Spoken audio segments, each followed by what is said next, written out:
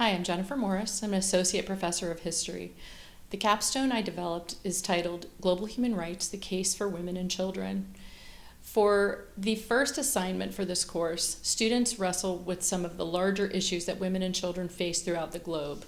And they integrate a variety of disciplines, anything from economics to geography, religion, culture, sociology, even statistical analysis, in order to discern for themselves what issues women face and children face and how these issues are being addressed throughout the globe.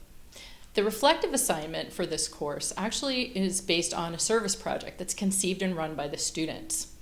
The students choose a local charity, and for the first project that we ever ran for this class, the students decided to collect personal hygiene products for a local women's and children's shelter. They collected over $3,000 in projects and were able to integrate a lot of the things that they had learned in their core courses to market the project, to monitor the project, to account for the project, and then ultimately to distribute the things that they had collected and wrap up the project. It's a wonderful way for the students to both integrate what they've learned and apply what they've learned in this capstone course. Hello, my name is Uli Brinksmeyer and I'm an associate professor in the music department here at Mount St. Joseph University. My core capstone is entitled Immigration, Achievements and Perils at the Core of Our Nation. The course examines U.S. immigration from a personal, historical, political, socio-economical and psychological perspective. We examine immigrant contributions to the common good, immigration and the economy, immigration and the fear of the unknown, mainly the treatment of German Americans during and after World War I, the internment of Japanese immigrants during World War II, and the treatment of immigrants after 9/11. We also examine immigration and political implications in the 21st century. In their scholarly paper, students ponder and defend what a solution to immigration reform could look like from the perspective of the common good. What is practical and advantageous for the country? What is fair for the immigrants already in this country illegally? The reflective paper asks students to examine how their education, both in the classroom and away from campus, has influenced their solution to the immigration problem and what the global impact of their solution might entail.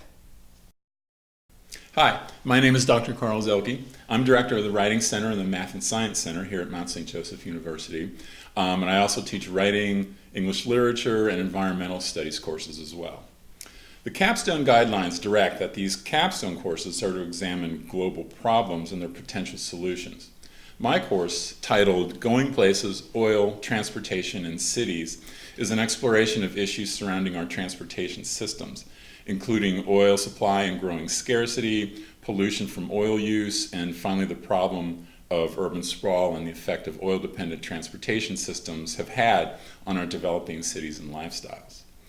Our discussion of the course material integrates a number of disciplines such as biology, and oil formation is a photosynthetic process first, chemistry, geology, and physics, ultimately includes economics, business, and geopolitics, which figure as well, as we discuss pollution and we discuss alternative energy sources as solutions. In the second half of the course, we turn to cities and the problem of urban sprawl.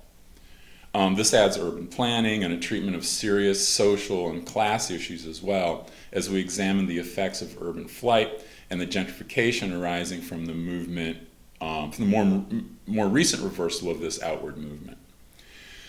The discussions that arise in class help students develop a working familiarity with all of these disciplines from the course's transportation context, and we put this learning in practice in the written assignments. The Sustainable Transport Research Assignment asks students to integrate a variety of disciplines on topics as diverse as the Portland streetcar, bamboo-framed bicycles that are being developed by some clever entrepreneurs in Ghana, or even an in-depth look at algae as an alternative source of biodiesel fuels. The reflective project, though, is where real integrative learning is put into practice. And our assessment raters have noticed repeatedly that the responses from students can be quite striking. The project asks students to track in detail the hours they spend in cars, the distance they travel, the money they spend on fuel, and to calculate the tons of carbon dioxide their own transportation behavior releases into the environment every year. This often triggers profound and exciting responses, especially since their study of oil pollution and the consequences of atmospheric CO2 have prepared them to understand just what their behavior means at a global level.